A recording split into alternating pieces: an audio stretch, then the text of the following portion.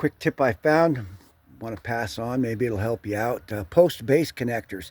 These are 6x6, actually 5.5 by 5.5, pressure treated, premium, from the big box store, the blue one. You know which one that is. Anyway, some of these things will swell or not be the right size.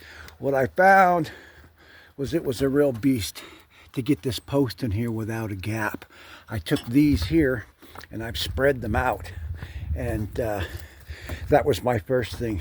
The second thing was I put a chamfer around the whole edge of this beam. Used a grinder over there. And the other thing is if you take and use a gun like I did to tighten these things down, it tightens it down, it'll squeeze these in, and then your hole won't line up. Well, if you take a C-clamp here, you can put it against the beam here and suck that, pull that out, and these holes will line up. Just a quick tip, maybe it'll help someone.